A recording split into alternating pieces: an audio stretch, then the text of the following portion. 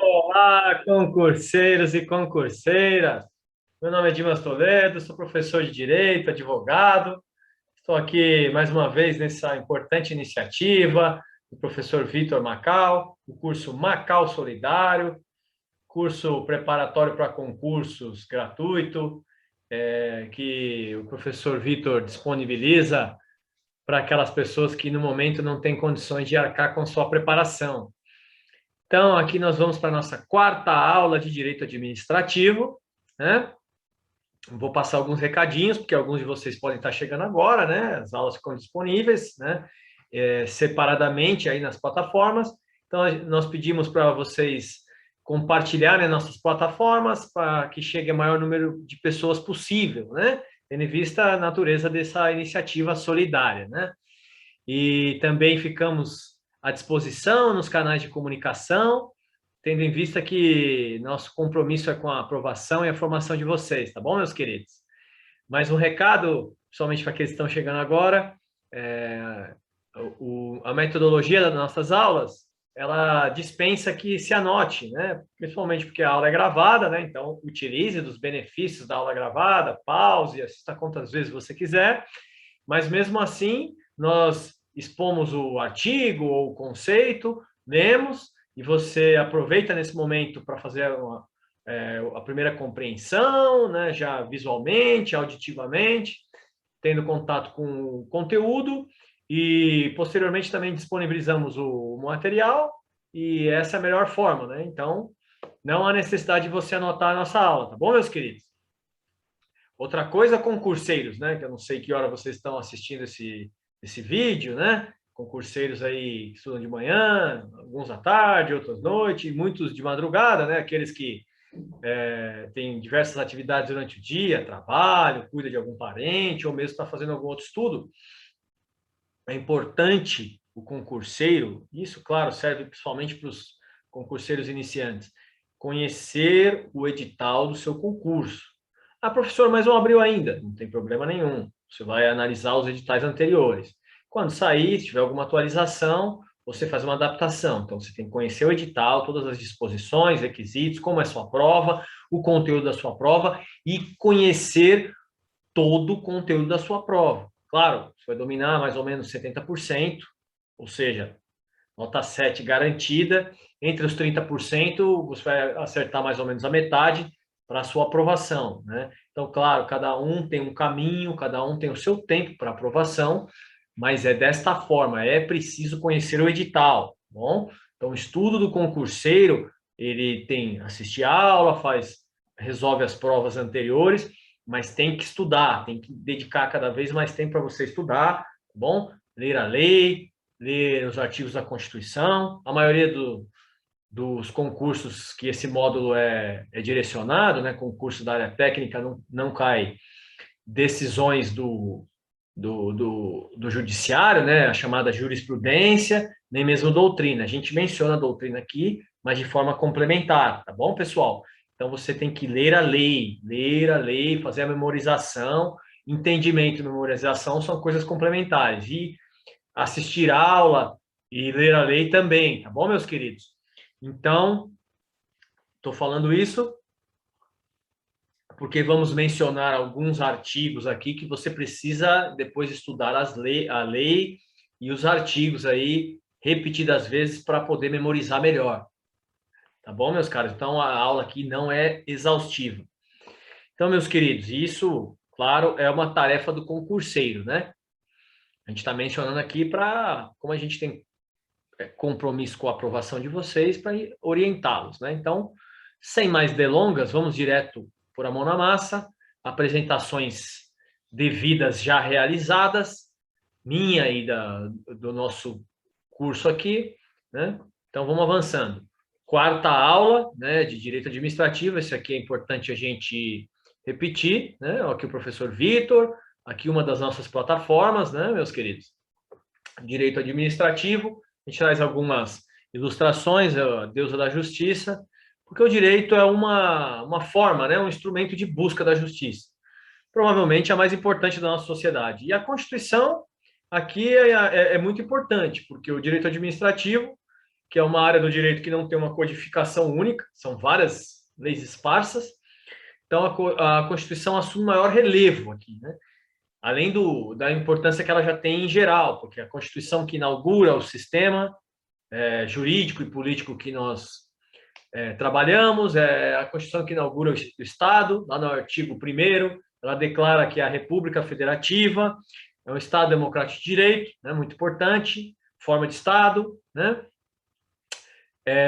Também no artigo 2º ela vai falar que da repartição de poderes, né? Os poderes da República são independentes e harmônicos entre si, o legislativo, executivo e judiciário. Importante, né, meus queridos? Então, a gente já consegue perceber aqui com essas breves palavras que a Constituição que inaugura o sistema e rege e condiciona todo o nosso sistema. E no direito administrativo não seria diferente, né? No artigo 37 ela traz os princípios, traz também alguns institutos jurídicos aplicados ao direito administrativo. Então, a gente traz aqui essa ilustração em homenagem, mas não só em homenagem, porque ela é necessária, né? Não só a título de homenagem, mas também a título essencial para o nosso estudo. No tema da aula de hoje, serviços públicos. Aqui nós trazemos aqui os principais temas, mas a gente vai estudar um pouco mais que isso, né? Porque em serviços públicos nós vamos estudar conceitos de serviço público, classificação, princípios, repartição de competências, tá? Formas de transmissão, aqui aí as formas de transmissão da execução do serviço público está mencionado aqui, né? Autorização, permissão e concessão, formas de extinção dessa transmissão e também a intervenção do poder público, né? Não há por que nós ficarmos abordando aqui esses temas, porque eles serão tratados especificamente, né? Vamos avançar, meus queridos e minhas queridas. Tratamento normativo. Aqui tem relação com o que a gente falou no começo da aula, né? Aqui a gente aponta os principais artigos e leis que regem a matéria e já mostra para vocês aí a tarefa de vocês, né? Atenção, afinco, dedicação para estudar bastante esses artigos aqui que tratam do tema e também as leis de regência, né? No caso aqui é uma, né? A gente menciona duas aqui, mas... Então, primeiro, os artigos que tratam da matéria, né? Do 21 ao 24, de forma mais genérica, e o 175 ele é mais específico, tá bom? Então, esses artigos, depois que você terminar a aula, né? Se você não puder logo em seguida, você vai estudar, vai ler, vai memorizar esses artigos. Ah, professor, mas do 21 ao 24 eu já sei, é meio grande. Se possível, você mencionar, né? Perdão, você decorar. Se você puder decorar, é importante, como eu falei. A memorização não exclui o entendimento, mas se não chegar a decorar os artigos, você conhecê-los bem, e isso através do estudo individual, né? Assistir aula está no mesmo nível dos colegas, mas o estudo individual vai diferenciar você no seu concurso. Aí a lei geral, né? A lei que rege a matéria, lei geral de concessões e permissões, lei 8.987 de 95, né? Vai tratar aqui do tema, muito importante. Essa é uma lei específica, tá? De baixo. A lei 9.074 de 95, tá bom, minhas prezadas e meus prezados? Se refere à prestação de serviço público de energia elétrica. Ô, professor, mas meu concurso, eu já li o edital, né? Não cai essa lei. Ótimo, maravilha, não estuda. Estou mencionando só a título, para a maior parte dos concurseiros, a título mais ilustrativo, tá? Então, ela se aplica ao tema mais especificamente para esse tipo de serviço público. Tá bom, meus queridos? A lei geral é 8.987 de 95. Então, você vai lá, depois detonar o estudo aqui para complementar o que não der tempo da gente mencionar e também para memorizar bem aí, para consolidar bastante seu conhecimento, tá bom, pessoal? Importantíssimo. E os artigos da Constituição, claro, né? Então, vamos avançar, vamos lá, ó. Artigo 175 da Constituição. Vamos ao texto dele, né? Como eu mencionei para vocês, e aqueles que já assistiram nossas aulas sabem como é a nossa forma de estudo, e depois a gente comenta. Então, vamos estudar o texto expresso primeiro. Artigo 175. Incumbe ao poder público, na forma da lei, diretamente ou sob regime de concessão ou permissão, sempre através de licitação, a prestação de serviços públicos. Importantíssimo, né, pessoal? Então, vamos lá, ó. Agora vamos destrinchar, né? Então, incumbe ao poder público, na forma da lei, né? Vai ter uma lei regulando. Qual lei, professor? Lei 8987 de 95, né? Em geral, né? Situações específicas a gente não vai falar mais aqui, tá bom? Então, na forma dessa lei, diretamente, né? Ou seja, o próprio poder público, né? Ou seja através dos seus órgãos ou indiretamente através de outras pessoas jurídicas, né? Como autarquias, pessoas jurídicas de direito público, como autarquias, empresas públicas ou outros da administração indireta, né?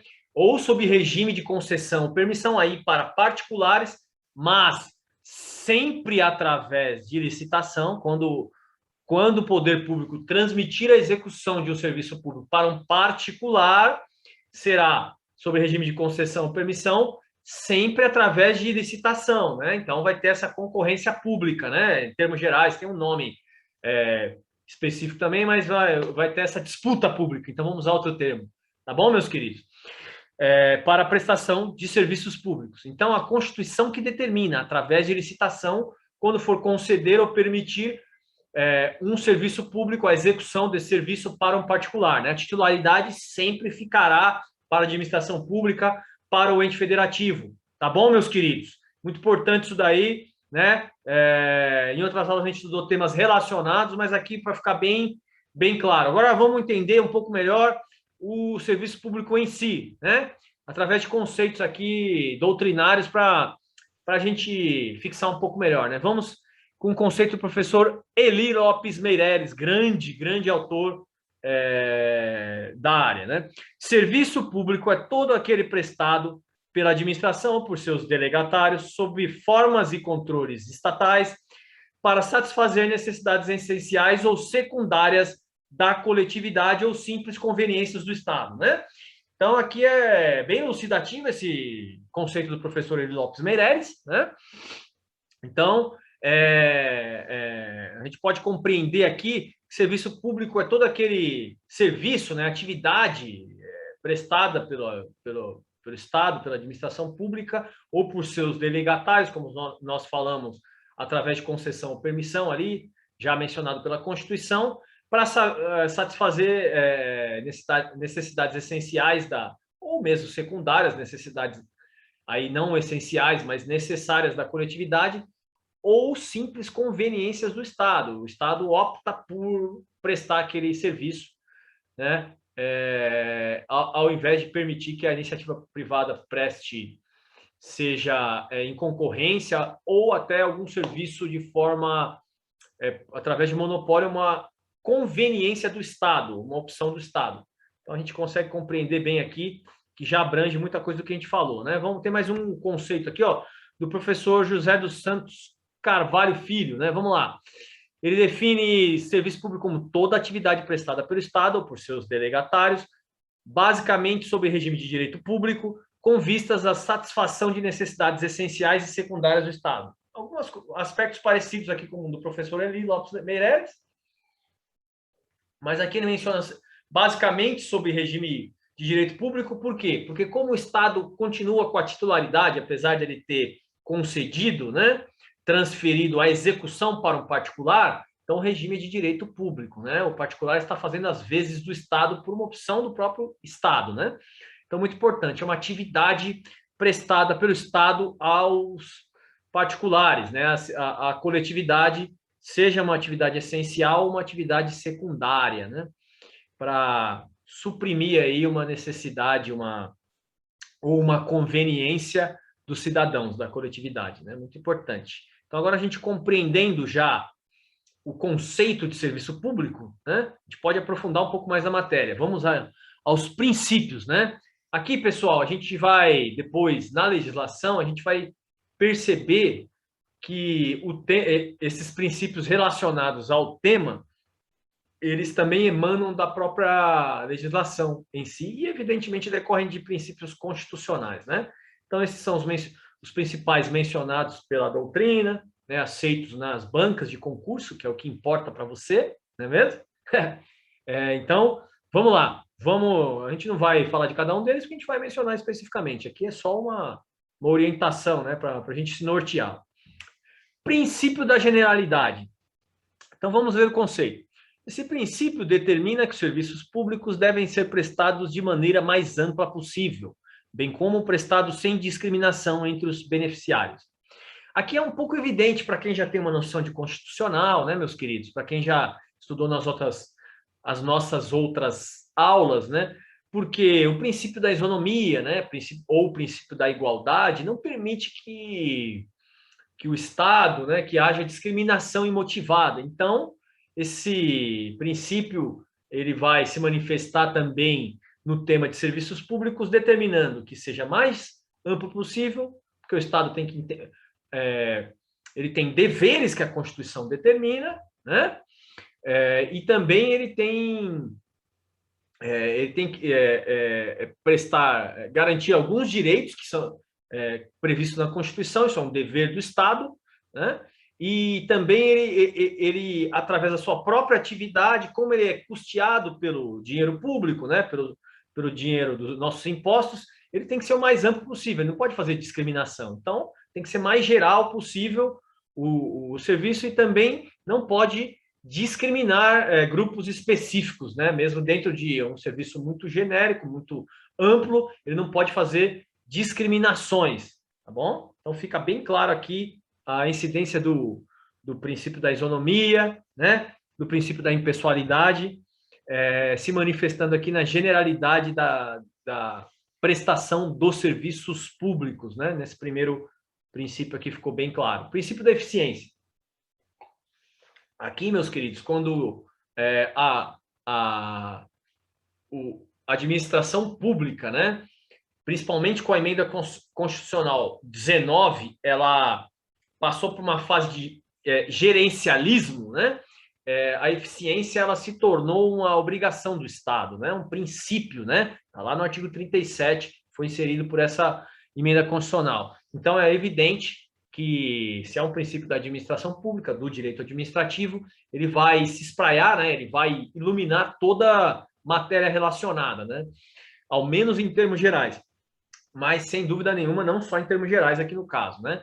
Então, vamos lá. Por esse princípio, os serviços públicos devem ser executados da maneira mais proveitosa, eficaz, com o menor custo possível. Sendo assim, pessoal, é uma relação custo-benefício, né? Da forma mais eficaz, mais proveitosa e com o menor custo possível, isso vai efetivar a eficiência, ou seja, vai permitir que o serviço seja prestado da forma mais eficiente possível, com o menor custo possível. Então, prepondera essa diretriz, esse princípio também para os serviços públicos. Princípio da modicidade tem relação com eficiência, né? Então, vamos ao conceito. Este princípio indica que os serviços públicos devem ser remunerados a preços módicos, devendo ser acessíveis aos usuários de maneira geral. Então, a modicidade, né, o princípio determina que o serviço público tem que ser o mais barato possível, né? Porque isso também é uma realização aí dos princípios da Constituição, dos princípios da República, né? Que a igualdade, né? O combate à desigualdade, né? Também uma sociedade mais igualitária, não é mesmo? Então, o combate à pobreza também, né? A Constituição fala, né, no artigo 3º que é uma busca, né? Como, combater a pobreza, a desigualdade social e regional. Então, isso tudo reflete nos serviços públicos, porque o preço pago, as tarifas pagas nos serviços que exigem pagamento de tarifa, elas têm que ser o mais módica possível, né? Porque também isso favorece todos esses princípios que nós acabamos de princípios e intuitos da Constituição, que é atender a maior parte das pessoas possível, não é mesmo? Ser acessível a todos, né? Então, o princípio da modicidade realiza tudo isso que a gente falou aqui e mais, né? Porque a Constituição, ela busca uma sociedade menos desigual, né? Ela ela teve essa intenção, pelo menos, né? Não é mesmo, meus caros? A gente percebe como nós falamos, pelos objetivos do artigo 3º e também pelos próprios fundamentos no artigo 1º, né? Então, agora, princípio da continuidade. Esse princípio determina que os serviços públicos devem ter sua prestação de forma contínua, sem interrupção, justamente pela própria natureza, né? Em geral, são serviços essenciais, ou mesmo que não sejam serviços essenciais, é um cumprimento da Constituição, a prestação de serviços aí para que, ainda que não essenciais, sejam prestados, praticados de forma adequada, né? De forma fiscalizada pelo poder público, mesmo que ele não preste diretamente, mas ele será o responsável por essa fiscalização. Então, a continuidade, tendo em vista a própria natureza, a importância de serviços públicos essenciais, ou mesmo que não essenciais, são necessários, né? São uma conveniência, eles têm que respeitar esse princípio, né? Claro, tem uma discussão, né, pessoal, porque a própria lei 8987 de 95 permite que os serviços públicos que são remunerados por tarifas, em caso de inadimplência, eles seja suspenso o seu fornecimento, né? Já o Código de Defesa do Consumidor proíbe isso. Então, teve uma discussão muito séria aí, que o próprio Judiciário resolveu, mas o que importa para nós é que a lei fala que pode, quando é um serviço público remunerado por tarifa, entretanto, tá? Então, você vai pela lei, mas eu preciso acrescentar para vocês que o Supremo tem algumas decisões que entende que se o serviço é essencial, né, relacionado ali com o mínimo existencial, da dignidade da pessoa humana, de serviço de água, de luz, ele não pode ser suspenso, tá? Mas a lei vai permitir. Então, a gente precisa seguir a lei na maioria dos casos. Se aprofundar um pouco mais, perguntar a decisão do Supremo, você vai nesse entendimento que eu acabei de falar aqui, tá bom?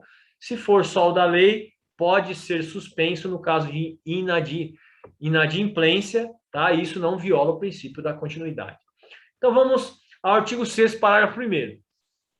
Né? O parágrafo 1º do artigo 6º da lei de regência, né, que é a Lei Geral de Concessões e Permissões, ele vai realizar tudo isso que nós falamos, né? Então, o seu texto fala assim: serviço adequado é o que satisfaz as condições de regularidade, continuidade, eficiência, segurança, atualidade, generalidade, cortesia na sua prestação e modicidade das tarifas. Então, o serviço público aqui, né? Ela está falando o que o serviço público tem que respeitar, né? A própria lei federal determina isso, né, meus caros? Aqui a gente consegue verificar que esses princípios são também decorrentes da lei, né?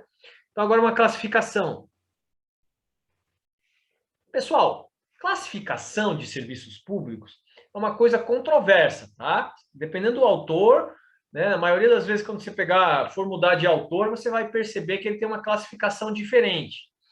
E também não é algo que cai muito em concurso, tá? Então, de toda forma, a gente não teria como ficar abordando várias classificações diferentes aqui. A gente vai mencionar do professor José dos Santos Carvalho Filho, que é, entre elas, uma das mais reconhecidas, né? Como eu falei para vocês, tem concurso que nem aborda isso. Então, vamos lá. Aqui a gente tem 4 divisões dentro dessa classificação do professor José dos Santos Carvalho Filho, e vamos a ela diretamente, né? Então, vamos lá. Serviços delegáveis e serviços indelegáveis. Serviços públicos delegáveis são os que podem ser executados pelo Estado ou por particulares fazendo as vezes do Estado. Claro, serviço público sempre vai ser o Estado que vai executar. Pode, em algumas situações, ser delegado, ser transferido, né? Agora, para isso é preciso que a sua natureza permita. Por exemplo, transporte público, né? Fornecimento de energia elétrica. Então, o professor diferencia alguns serviços públicos por essa natureza, né? E aqui no conceito embaixo, serviços indelegáveis são aqueles que só podem ser prestados pelo Estado diretamente, ou seja, por seus próprios órgãos ou agentes, devido a limitações do ordenamento jurídico. Então, a lei, em algumas situações, vai deixar claro que só o Estado pode prestar, ou pela sua própria natureza. Por exemplo, é a segurança nacional, né, a soberania nacional, ou a segurança pública, né, que são serviços parecidos, mas são serviços diferentes, né? Então, aí só o próprio Estado que vai prestar, tá? Agora, serviços administrativos e serviços de utilidade pública. Serviços administrativos trata-se dos relacionados com a organização do próprio Estado. Então, tem relação com a organização, funcionamento e estrutura do Estado, tá? Interno, vamos dizer assim. E os serviços de utilidade pública se destinam diretamente à população em geral, aos indivíduos. Isso aí são aqueles que a gente mencionou, né? São serviços de saúde, serviços de educação, segurança pública, etc. Agora, outra divisão, serviços coletivos e serviços singulares. Aqui é mais lógico, né? Mais intuitivo, né? Serviços coletivos são aqueles prestados a agrupamentos indeterminados de indivíduos, como, por exemplo, iluminação pública, né? Pavimentação e pavimentação e expansão das vias públicas, por exemplo, né? Então, esses são serviços coletivos aí para grupos indeterminados, não tem como quantificar. Já os serviços singulares destinam-se a indivíduos, podendo ser mensuráveis, e esses são os que são remunerados por tarifas, né? Os singulares, os individualizáveis, né? Então, por exemplo, fornecimento de energia elétrica, tá? Fornecimento de água. Então, essa classificação aqui é bem para todos nós aí, mesmo quem não tinha noção de direito, é bem autoexplicativo. Serviços sociais e serviços econômicos. Serviços sociais são serviços assistenciais e protetivos, geralmente são deficitários e são financiados principalmente pela arrecadação de tributos. Aqui a gente pode mencionar, por exemplo, albergues, né? Albergues para a população de rua, né? Então, fica bem claro que é um serviço assistencial, uma assistência social para a sociedade, para assistir, para dar um auxílio para a sociedade. É deficitário porque ele é um serviço que ele não se custeia com a própria atividade, tá? E aí é o tributo de todos que pagam esse serviço. E é muito importante, né, meus queridos? A gente começou falando aí de vários princípios e objetivos da Constituição, né? Então, a gente não pode admitir no nosso Estado Democrático de Direito, que valoriza a dignidade da pessoa humana, né? A cidadania, os fundamentos ali no artigo 1º, nos objetivos de erradicar a pobreza, que a população de rua aí seja exposta aí a todo tipo de intempérie, sem ao menos dar alguma assistência, que a gente sabe que muitas vezes nem é suficiente, né? Então, todo mundo pagar um pouquinho por isso é justo, é uma sociedade fraterna, né? Esse tipo de atividade, entre outros, realiza os princípios da Constituição. E serviços econômicos são os que permitem lucros devido à sua natureza, comercial ou industrial. O próprio fornecimento de energia elétrica, né, permite que seja cobrada uma tarifa, que a empresa concessionária vá oferir algum lucro. Tá bom, meus queridos? Então, a classificação aqui a gente conseguiu compreender bem, algumas são bem autoexplicativas, intuitivas, né? Mas a classificação específica do professor José dos Santos Carvalho Filho. Agora, pessoal, vamos para outro tema, tá? Repartição de competências. Vamos um concentinho aqui, ao conceito, e depois a gente comenta. A repartição das competências para a prestação de serviço público opera segundo critérios técnicos e jurídicos, tá? A natureza e a extensão dos serviços também, bem como a capacidade para executá-los, tendo em vista sempre os interesses próprios de cada esfera administrativa. Então, a gente percebe que as competências a quem a Constituição incumbe, determina prestar a divisão de serviços públicos, analisado esses aspectos, né? Critérios jurídicos, técnicos, a extensão e a própria natureza, né? A característica do serviço e a capacidade do ente executar. Então, tudo isso foi analisado pelo Constituinte, quando, né, fez a separação na própria Constituição, lá no artigo 21 ao artigo 24, tá? E aí, em relação à competência legislativa concorrente no artigo 24, é importante aqui a gente mencionar, tá? Que aqui eu vou destacar para vocês. Como eu falei para vocês no começo ali da exposição da matéria, é importante você ter contato, você ler esses artigos da Constituição. Se você puder decorar, decore, mas não exclui o entendimento, né? Então, também, muitas vezes não vai ser possível decorar, mas aí, com o próprio estudo, você vai poder conhecer bem, se não chegar a decorar. Então, vamos lá, eu vou destacar aqui alguns pontos. Em relação à competência legislativa concorrente, tá, pessoal? Concorrente está lá no 24, ó. A Constituição reservou apenas à União e aos estados e o Distrito Federal, tá? Essa competência concorrente só para esses 3 entes federativos. Aí, nesse caso, a União, ela limita-se a estabelecer normas gerais, o que não exclui a competência dos estados. Assim, existindo lei federal sobre normas gerais, os estados exercerão competência legislativa plena para atender suas peculiaridades. Mas a superveniência de lei federal, né, de competência da União, sobre normas gerais, suspende a eficácia da lei estadual no que lhe for contrário, tá bom?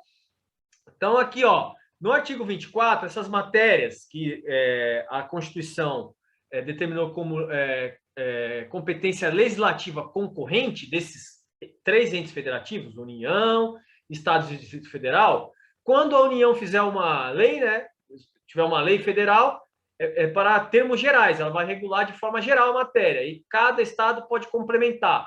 Mas, na ausência de uma lei federal, o estado pode legislar, ele vai regular a matéria, mas caso posteriormente venha uma lei federal da União, se tiver algum ponto dessa lei estadual anterior, ela fica suspensa a sua eficácia. Tá bom, meus queridos? Porque tem que respeitar essa competência de normas gerais da Constituição Federal, que a Constituição Federal fixou da União nesses temas, tá? E aqui, ó, vamos ver alguns temas do artigo 21, que são competências exclusivas da União, tá? E aqui, o artigo 21 são competências exclusivas para prestação de algum serviço. Tem outros lá, eu vou mencionar só para nós tomarmos aí bem a noção do que foi visto no conceito lá de critérios em relação à natureza do serviço, a critérios técnicos e a própria possibilidade de execução pelo ente federativo, né? Então, vamos lá, ó. Algumas competências exclusivas da União, que estão previstas no artigo 21, são manter o serviço postal e o correio aéreo nacional. Então, perceba que é pela própria natureza do serviço e a possibilidade de executar. Um município não poderia nunca manter o serviço de correio, né, de postagens de correspondência em nível nacional, né? Por isso que a Constituição fixou que essa competência de prestação é da União. Explorar diretamente ou mediante autorização, concessão ou permissão os serviços de telecomunicações. Pessoal, aqui importante, ó, a gente vai ver um pouquinho mais à frente que uma das formas de transmissão que ainda se entende de serviços públicos é a autorização, que não está prevista na Lei 89 e 87 de 95, tá? Mas a Constituição fala dela, alguns autores entendem que não existe mais essa forma, né, a autorização, mas a Constituição fala dela. Então, fica complicado ir contra a Constituição, né? Então, a Constituição menciona algumas vezes, e aqui no inciso 11 do artigo 21, tá? Falando que a exploração de serviços de telecomunicações pode ser por autorização, concessão ou permissão, tá? Sabe que a maioria por exemplo, das televisões são por concessão, né? Então, vejam, forma de transmissão aí bem aplicada na prática, né? Outra, emitir moeda, que, pessoal, é meio intuitivo também, né? Imagina um município emitindo moeda de circulação nacional. Então, fica bem claro porque a Constituição determinou que é uma competência exclusiva da União no artigo 21 da Constituição. Serviços de transporte rodoviário, interestadual e internacional de passageiros. Também aqui a gente pode compreender que pela própria natureza do serviço, é lógico que a Constituição deveria fixar como competência da União. Não necessariamente exclusiva, aí seria um outro critério, mas, sem dúvida nenhuma, a União deveria também, e presta esse tipo de serviço público. Vamos avançar um pouco mais, pessoal? Aqui, deixa eu fechar minha lousa, né? Porque é a lousa digital. Agora, outro tema, pessoal. Formas de delegação de serviço público. A gente falou, acabou de falar delas, né? Delegação ou transmissão, aqui no caso são sinônimos. A gente está falando desde o começo, né? Então está previsto lá no artigo 1º ao artigo 5º da Lei 89, 87 e 95, mas só concessão e permissão. Autorização não está previsto, né? Uma previsão constitucional que é um pouco nebulosa, mas ainda entende-se para concurso público que ela se aplica, tá? Uma autorização que também a autorização se confunde aí a duas formas, eu não vou entrar nesse termo aí, nessa distinção, que inclusive alguns autores entendem que é a mesma, tá? Com a autorização, que é a autorização para prestar uma atividade de interesse do particular. Não vou entrar muito na distinção para não gerar confusão, tá? O que importa é que na Lei 89, 87 e 95 está previsto permissão e concessão, que inclusive o Supremo hoje trata igual as duas, tá? Mas para concurso a gente vai diferenciar, e a autorização ainda pode ser trabalhada em concurso, não é muito trabalhada, mas a gente vai mencionar aqui para você não cair em pegadinha, tá? Então vamos lá, ó, conceito. Concessão. É o contrato administrativo pelo qual a administração pública transfere para uma pessoa jurídica ou a consórcio de empresas a execução de certa atividade de interesse coletivo, remunerada através do sistema de tarifas pagas pelos usuários, né? Então, aqui, ó, por esse conceito, a gente consegue perceber que, em regra, vão ser serviços públicos remunerados por tarifas, tá? Transmitidos para pessoa jurídica ou consórcio de empresas, ou sinônimos de empresa de pessoas jurídicas aqui, tá? Então, concessão. A gente vai diferenciar um pouco num quadrinho lá para você não cair em pegadinha. Permissão. Trata-se de contrato administrativo através do qual o poder público transfere a um particular a execução de certo serviço público, nas condições estabelecidas em normas de direito público, inclusive quanto à fixação do valor das tarifas. A diferença aqui, a gente vai ver, tá? Já vou mencionar, você percebeu aqui pela leitura, mas a gente vai ver no quadrinho, tá? Então vamos lá, no quadrinho a gente diferencia melhor. Aí a gente aproveita e diferencia junto com autorização, tá? Então vamos lá, meus queridos, ó. Primeira coisa, concessão é um contrato administrativo de adesão, tá? Contrato de adesão é aquele que a parte não pode ficar discutindo cláusulas, né? Então, o Estado, a administração pública já impõe as cláusulas para o concessionário, né? Através de licitação, nesse caso, pessoal, atenção, tá? Licitação apenas na modalidade concorrência, a lei que diz isso daí, tá bom? Então, não cai em pegadinha. Concessão é só através de licitação na modalidade concorrência, tá bom? Não é um ato precário, né? Porque é um contrato administrativo, tá bom? Então, não é precária, tá? No caso da concessão, e concessionário pode ser pessoa jurídica ou consórcio de pessoa jurídica. Aqui é a diferença, tá bom? Então, aqui, no caso de concessão, pode ser um consórcio de pessoas jurídicas. Ok, pessoal? Agora vamos aqui, ó, a permissão. Também é um contrato administrativo, né? Porque de outro lado, de uma das partes é o Estado, a administração pública de adesão, tá? Pode ser através de qualquer tipo de licitação, né?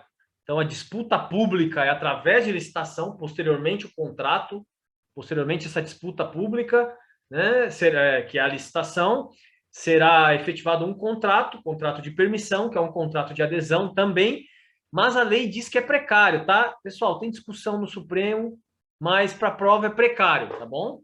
A gente sabe que o ato precário é aquele que ele pode ser revogado a qualquer tempo, sem prévia indenização, mas, pessoal, como a lei colocou esse termo ali para permissão, então você na sua prova, se perguntar se permissão é um contrato precário, você vai falar que sim, tá bom? Você tem que ir pela lei. E o permissionário será pessoa jurídica ou pessoa física, tá? Então, aqui já a gente diferenciando, a gente pode perceber que pessoa física, apenas permissão, no caso de transmissão por permissão, e concessionário, consórcio, né, de pessoa jurídica, apenas na transmissão por concessão. Já há uma diferença entre os dois. Outra diferença é que o contrato aqui é precário na permissão e na concessão ele não é precário, tá? E aí mais uma terceira diferença, a licitação no caso da concessão apenas concorrência e a licitação no caso de permissão qualquer tipo. Tá bom, pessoal? Então vamos à autorização, é através de um ato, tá bom? Aqui é um ato administrativo, evidentemente, unilateral, discricionário, todos os atributos do ato administrativo que a gente vai estudar ainda, e precário, né? Porque um ato administrativo em geral é precário. Então, um ato administrativo, tá? A autorização seria, né? Porque é muito difícil aplicar na prática, através concessão de serviço público, como a gente viu no artigo 21, através de um ato administrativo. Não precisa de licitação, porque é discricionário, né? Em tese, e precário também, tá bom, pessoal? Ó, ele também é precário, ou seja, ele pode ser revogado a qualquer tempo, sem prévia indenização. E o autorizatário seria pessoa jurídica ou pessoa física, né? Então, a gente percebe as diferenças entre eles aqui, o quadrinho facilita, tá? Vai estar no material, quem quiser dar um print aí, dá um print. Tá bom, meus queridos e minhas queridas? Para facilitar, claro, tem alguns detalhes a mais, mas como eu falei para vocês, tarefa do concurseiro, né?